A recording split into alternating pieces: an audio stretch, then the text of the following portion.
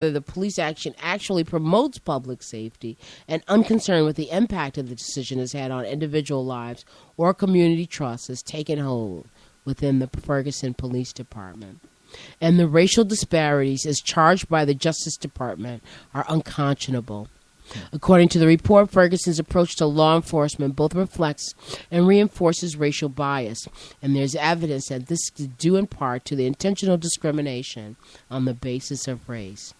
For instance, African Americans are more than twice as likely as white drivers to be searched during vehicle stops, even after controlling for non-race-based variables, such as the reason the vehicle stop was initiated, but are found in possession of contraband 26% less often than white drivers, suggesting that officers are impermissibly considering race as a factor when determining whether to search. So they're saying that they don't search white people because whites are 26% more likely to have something on them. This is the way I read that. Mm-hmm. Yes. Also, the Ferguson Police Department appears to bring certain offenses almost exclusively against African Americans. For example, from 2011 to 2013, African Americans accounted for 95% of manner of walking and roadway charges, and 94% of all failure to comply charges. Furthermore, get out the middle of that street. Even when Ferguson police officers have legal grounds to stop or arrest, however, they frequently take actions that ratchet up detentions and needlessly escalate the situation to the point that they feel force is necessary. This all brings us to full circle to the only reason there was an investigation and the only reason this information had been analyzed and presented: the killing of Michael Brown and the protests that followed. Darren Wilson, I don't want to read that part. Whatever one thinks about the case of the killing and how it was handled in the courts, it is clear that Brown's death will not be in vain.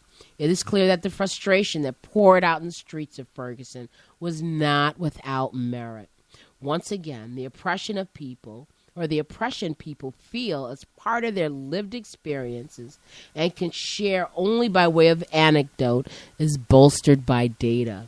Mm-hmm. When people say Black Lives Matter, they're not referring to only the lives lost, but also to those stunted and controlled by a system of power that sees them as pawns. Mm-hmm.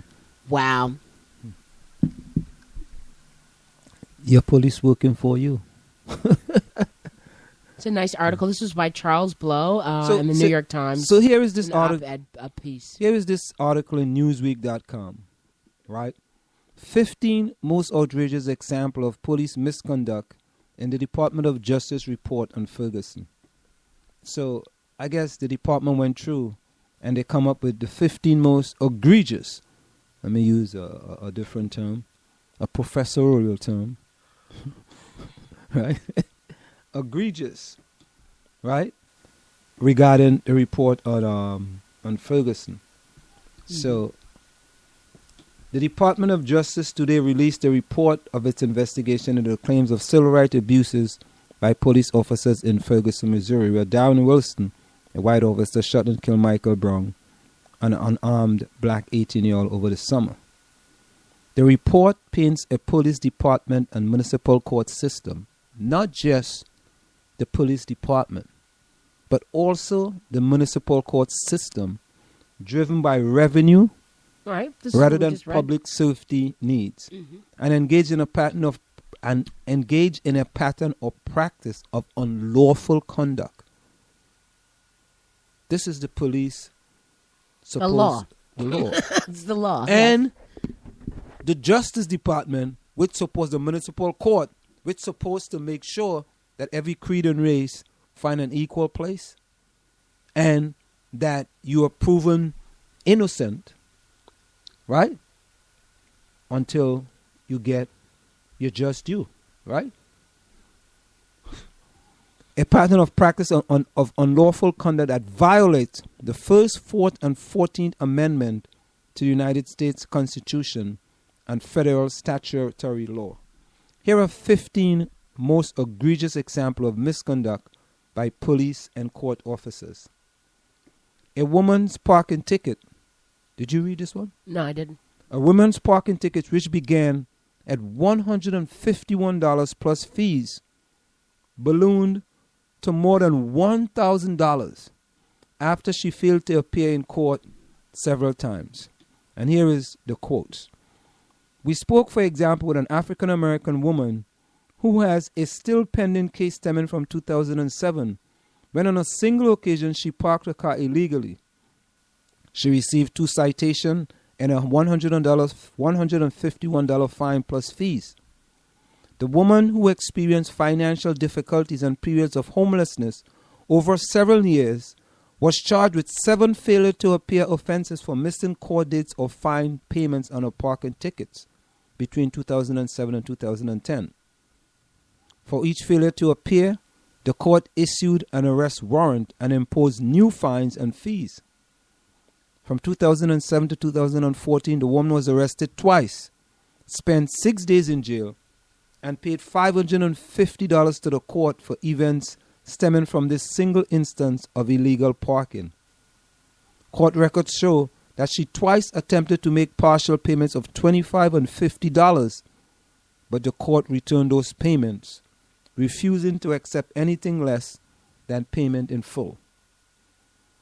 One of these payments was later accepted, but only after the court's letter rejecting payments by money order was returned as undeliverable. This woman is now making regular payments on the fine.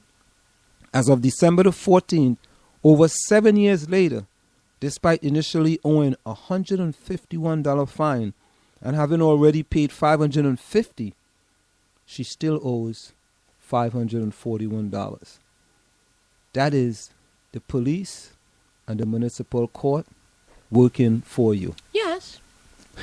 This is our system, though. Well, yes. I mean, this is not. I mean, this is the justice. This is the justice. Oh, wait a minute. This is the but court this is system. Not, yes, this is the court system, but this is also the court system in New Jersey and many other places. And I wanted to have this discussion before, and today is not it. But but as this is the situation where this is happening, where they've told people in the state of New Jersey that they will have a private company collect the money from you. Mm-hmm. So you owe the township of Union X amount of money for a parking ticket.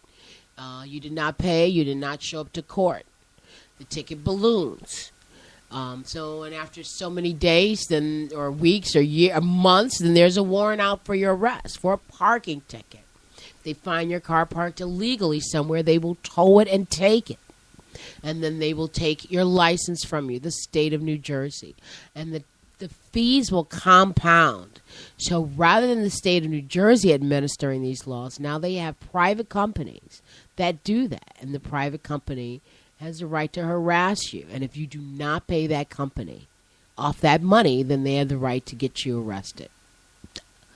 So for a parking ticket. So again, the government working for you. If you've got plates that say that you've had these issues, you will get stopped a lot. So everything you have to make sure that it's clean. If you get a citation, at least hopefully not from Easy Pass, because I have a number of you have a citation, you have to pay that immediately, or your car is marked dirty and they come after you. So yes, this is the government, and then with the privatization, and then you get thrown into a private prison if it's all connected together.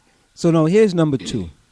The Department of Justice alleges Ferguson police frequently dispense with justice, instead policing with the goal of generating profit for the municipality through fines and fees. For example, they enacted a traffic enforcement initiative with the sole stated goal of generating revenue. Well, see, again, this is, echoes the article that I just read. Mm-hmm. But it also shows that, the town is 2/3 black, and no one black was on the police department, or 3 people. Mm-hmm. No one black was an elected official. So, how much do we let others take our lives, and you could have been the squeaky wheel or the 1 out of 5 So on here, that city council. so here's the synopsis quickly. I'm not going to read the whole thing. In an April 2014 communication from the finance director to Chief Jackson, the city manager, the finance director recommended immediate implementation of an I-270 traffic enforcement initiative in order to begin to fill the revenue pipeline. The finance director's email attached a computation of the net revenues that will be generated by the initiative, which required paying 5 officers overtime for highway traffic enforcement for a 4-hour shift. The finance director stated, "There is nothing to keep us from running this initiative 1, 2, 3, 4, 5, 6, or even 7 days a week. Admittedly, at 7 days per week, we will see diminishing returns." Indeed, in a separate email to the FPD supervisors, the patrol captain explained that the plan behind this initiative is to push traffic tickets, not provide easy overtimes. Hear that? Yeah, so they're saying, listen, you want to keep your job, go give some tickets out. Go get some tickets. Yeah. And people, so I guess, there's the incentive. So, but what it shows us is that, the people of Ferguson came out and they were just fed up. They were fed up. And I think the Michael Brown shooting, murder, was just like the tip of the iceberg of, something People had enough. seething. Yeah. People had enough. And then and then for people like Charles Barkley to call out these people, this is what they were going through. It really truly, Marjorie, it says you don't know what a person is going through until you walk a mile in their shoes. Right. No one knew look, here is a homeless woman. She went from a ticket of $151 to over $1,000, and she's homeless, and she's getting arrested because she couldn't pay the ticket. If you're homeless, you can't pay it, and they're just adding on fee, just piling on. For Charles Barkley to come out and tell you, "Oh, they're all thugs," man, you get the facts. At least get some of the facts. You have these people who are being oppressed left, right, and center 7 days a week. Here they're telling you, listen, we're gonna find a law, and you're gonna break that law whether you did or not. Because we gotta write you a ticket. We need money. So we're gonna write you a ticket regardless whether you broke the law or you didn't. If you broke the law, we're gonna write you a ticket. If you didn't break the law, we're going to find a law that you broke and write you a ticket. You can't win. You could not win. You could not win. So, get with the program. You know what I mean? I'm like, this is so sad, Marjorie. But we gotta say this.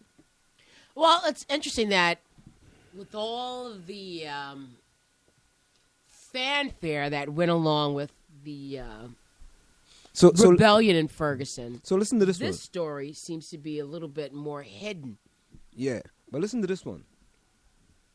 The FPD officers handcuffed and held a man without reasonable suspicion while looking for another man. The handcuffed man was never charged with a crime. For example, in July 2013, police encountered an African-American man in a parking lot while on their way to arrest someone else at an apartment building. Police knew that the encountered man was not the person they had come to arrest.